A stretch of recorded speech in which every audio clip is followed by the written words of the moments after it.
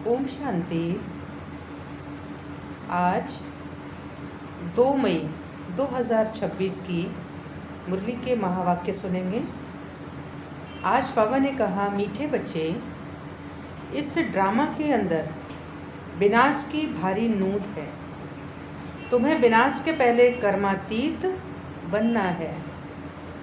प्रश्न है, बाप के किन शब्दों की कशिश सन्मुख में बहुत होती है? और उत्तर है, बाप जब कहते तुम मेरे बच्चे हो तो इन शब्दों की कशिश सन्मुख में बहुत होती है। सन्मुख सुनने से बहुत अच्छा लगता है। मधुबन सब बच्चों को आकर्षित करता है क्योंकि यहाँ है ईश्वरीय परिवार। यहाँ ब्राह्मणों का संगठन है। ब्राह्मण आपस में ज्ञान की ही लेन देन करते हैं। गीत है, हमारे तीर्थ न्यारे हैं। ओम शांति।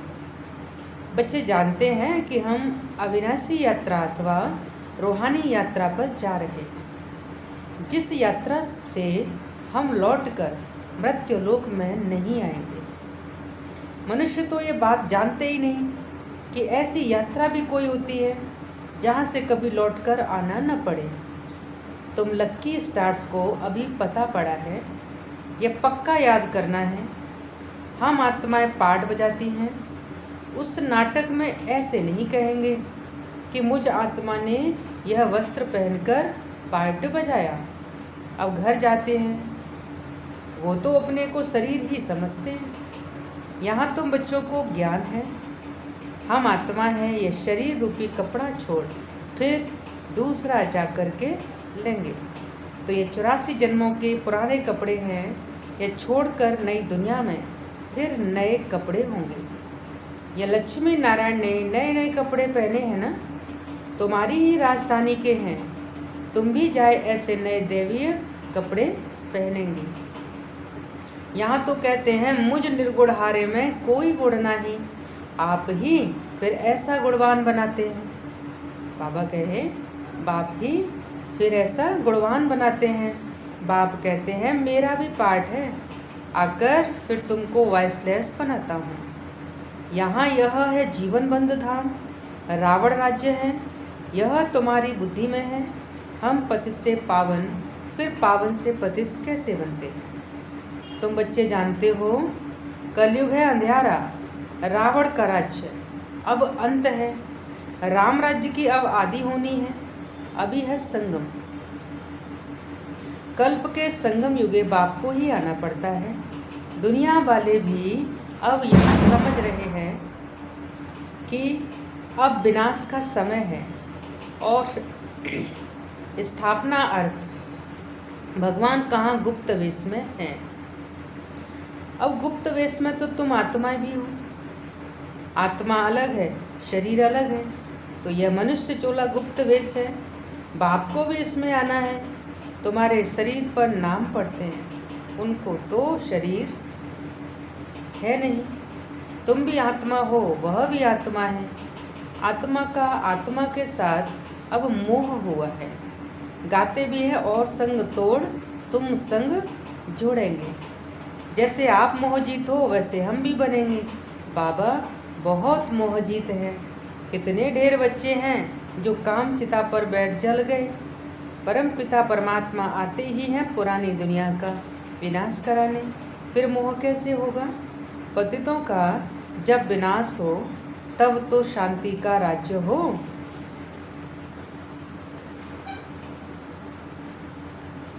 इस समय सुख तो कोई को भी है नहीं। सभी तमो प्रधान दुखी बन गए हैं। तो यह है ही पतित दुनिया। शिव बाबा ही आकर स्वर्ग की स्थापना करते हैं, जिसका नाम शिवालय पड़ा। शिव बाबा ने देवताओं की राजधानी स्थापन की। वह है चैतन्य शिवालय, और वह है शिवालय जिसमें शिव का चित्र है। वो तो जड़ हो गया। अभी तुम समझ गए हो कि लक्ष्मी नारायण बरोबर स्वर्ग के मालिक थे, पूज्य थे, अब फिर पूज्य बन रहे हैं। तुमको अभी ज्ञान है। तुम लक्ष्मी नारायण के मंदिर में जाकर उनको माथा नहीं टेकेंगे। तुम तो उनकी राजधानी में चैतन्य में जाते हो। जानते हो हम देवता थे, अब नहीं है। जो पास्ट होकर गए हैं उनके चित्र बनते हैं। लक्ष्मी नारायण के मंदिर सबसे जास्ती बिड़ला बनाते हैं, तो उनकी भी सर्विस करनी चाहिए। तुम जो यह लक्ष्मी नारायण के मंदिर बनाते हो, हम आपको इन्हों के 84 जन्मों की कहानी सुनाते हैं। युक्ति से यह सौगात देनी चाहिए। बाबा सर्विस की युक्तियाँ तो बताते हैं। माताएं जाकर बोलें, आप उनके मंदिर तो बनाते हो परंतु उनकी जीवन कहानी को जानते नहीं। हम जानते हैं और समझा भी सकते हैं। समझाने वाली बड़ी रसीली चाहिए। तो बाप भी बैठ समझाते हैं ना। बाबा कहते हैं अगर छुट्टी नहीं मिलती है तो घर बैठे याद करो। यह तो जानते हो हम शिव बाबा की संतान हैं। मुरली तो मिल जाती है। ऐसे नहीं कि यहाँ आने से याद की यात्रा अच्छी होगी, घर में बैठने से याद की यात्रा कम हो जाएगी। बादल आते हैं रिफ्रेश होने, तुम भी आते हो रिफ्रेश होने। बाबा पास सन्मुख जाए, आत्मा को ज्ञान है। सन्मुख सुनने से अच्छा लगता है। बात तो वही है। देखते हो शिव बाबा कैसे बैठ बच्चों को समझाते हैं। बच्चे, तुम मेरे हो। तुमने 84 जन्मों का पाठ बजाया। तुम जन्म मरण में आते हो, मैं नहीं आता। मैं पुनर्जन्म नहीं लेता हूँ, अजन्मा भी नहीं हूँ। आता हूँ परंतु बूढ़े तन में प्रवेश करता हूँ। तुम आत्मा छोटे बच्चे के शरीर में प्रवेश करती हो। मैं परमधाम से आता हूँ नीचे पाठ बजाने। मैं विकारी के गर्भ में नहीं आता हूँ। मुझे कहते हो त्वमेव माता च पिता त्वमेव। मेरा कोई माँ बाप हो न सके। मैं सिर्फ शरीर का आधार लेकर के पाठ बजाता हूँ। तुम मुझे बुलाते हो दुख हरकर सुख देने के लिए। अब सन्मुख आया हूँ, आत्माओं से बात कर रहे हैं। यहाँ तो सब ब्राह्मण ही हैं। तुम बाहर जाते हो तो हंस और बगुले हो जाते हो। यहाँ मधुबन में तुमको संग ही ब्राह्मणों का है। आपस में ज्ञान की चिटचैट ही करेंगे। हम अपनी राजधानी स्थापन कर रहे हैं। बाबा आया हुआ है। एक दो को यह युक्ति बाप को याद करने की बताते रहो। भोजन पर भी एक दो को इशारा देते रहो कि बाप को याद करो। बहुत बड़ा संगठन है ना। वहाँ तो भिखारी साथ में रहते हैं तो उनकी कशिश होती है। यहाँ तो किसकी कशिश नहीं होती। वॉरियर्स के साथ रहते हैं। तुम्हारा कुटुंब यह है। बुद्धि में यही रहता है, जो कोई मिले उनको बाप का परिचय दें कि भगवान को याद करते रहो। दो बाप है ना। लौकिक बाप होते भी भगवान को याद करते हो ना। वो लौकिक फादर है। लौकिक फादर को गॉड फादर नहीं कहेंगे।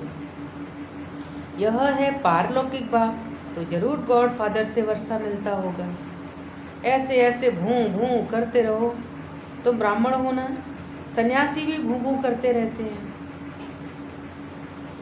तो इस दुनिया का सुख काग विष्टा के समान है। कितना दुख है।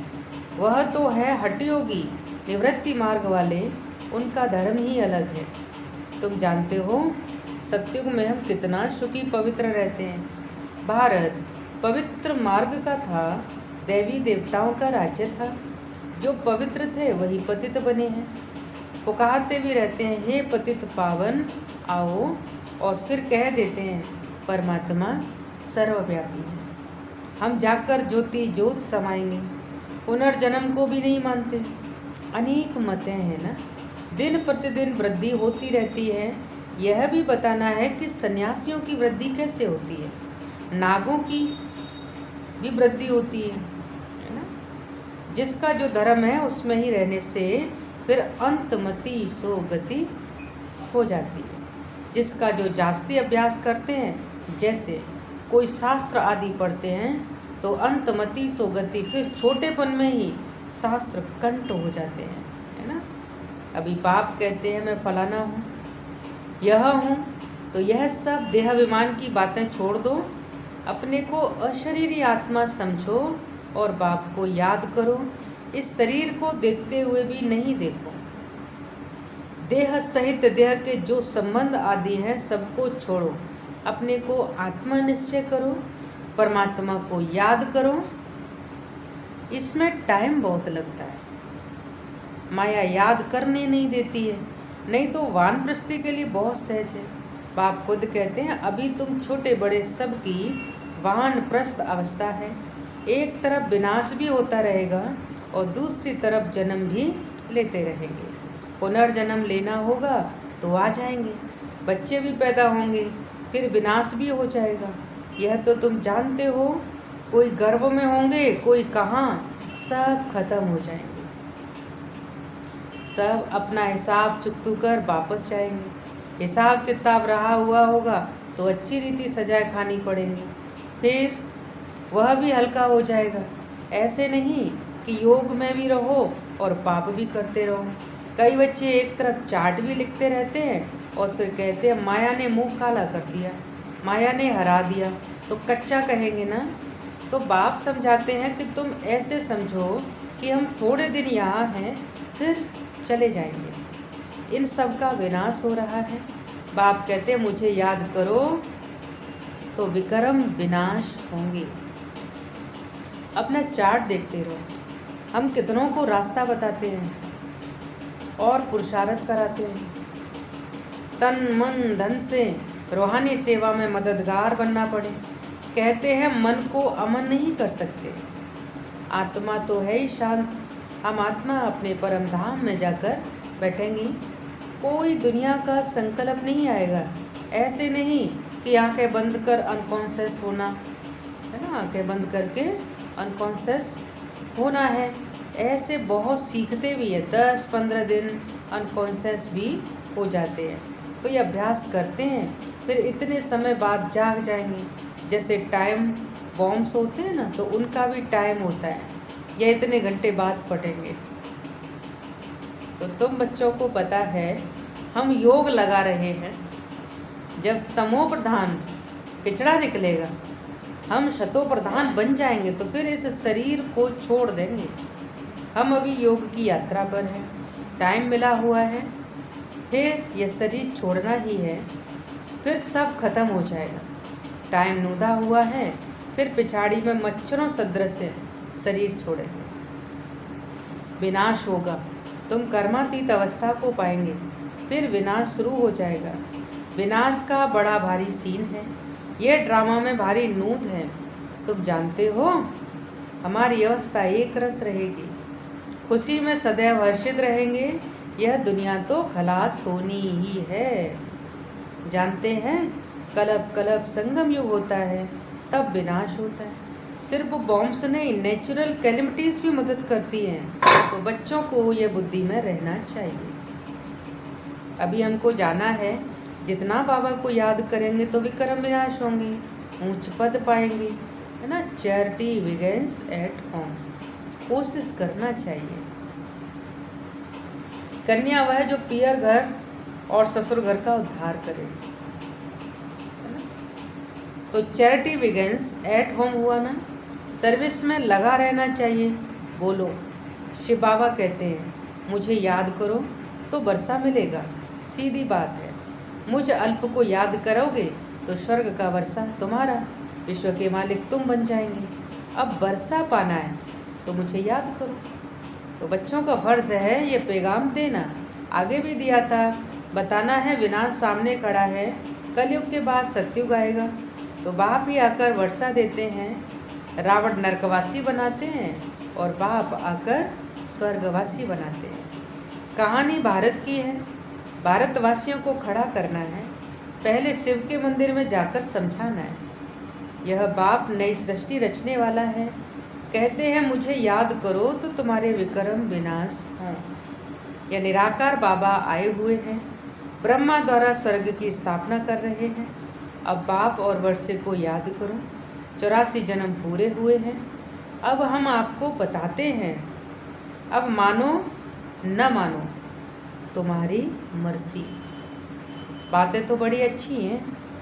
बाप ही दुख हरता सुख करता है। थोड़ा ही समझाया, यह चला। तो यह है तुम्हारा धंधा। मेहनत तो कुछ है नहीं, सिर्फ मुख से बोलना है। बाप कहते मुझे याद करो, देही अभिमानी बनो, शिव के पुजारियों के पास जाओ, वे लक्ष्मी नारायण के पुजारियों के पास जाओ, उन्हें उनकी जीवन कहानी सुनाओ। अच्छा, मीठे मीठे सिक्की लदे बच्चों प्रति माता पिता बाप दादा का याद प्यार और गुड मॉर्निंग। रूहानी बाप की रूहानी बच्चों को नमस्ते। हम रूहानी बच्चों की रूहानी बाप दादा को याद प्यार और नमस्ते नमस्ते नमस्ते। शुक्रिया बाबा, शुक्रिया। धारणा के लिए मुख्य सार है, तन मन धन से रूहानी सेवा में मददगार बनना है। सबको अल्फ का परिचय दे वर्षे का अधिकारी बनाना है। विनाश के पहले कर्मातीत बनने के लिए बाप की याद में रहना है। बाप समान मोहजीत बनना है। आत्मा का आत्मा से जो मोह हो गया है उसे निकाल एक बाप से लगन लगानी है।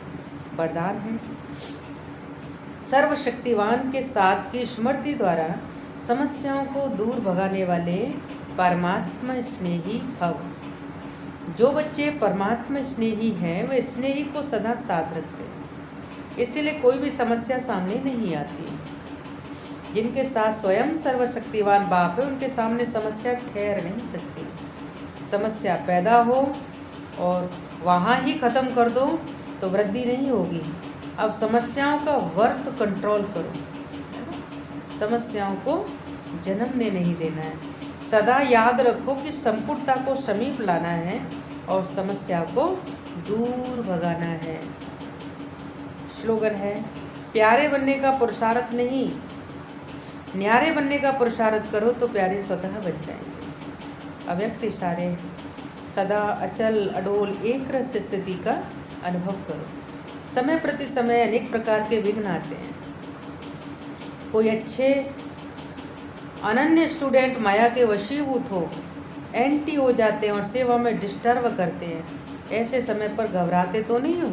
एक होता है उनके प्रति कल्याण के भाव से तरस रखना, लेकिन उसके कारण हलचल में आना अथवा व्यर्थ संकल्प चलाना, यह है हिलना। जो हर आत्मा के पाठ को साक्षी दृष्टा स्थिति में रहे देखते हैं, वह अचल अडोल एक रस रहते हैं। अच्छा, ओम शांति।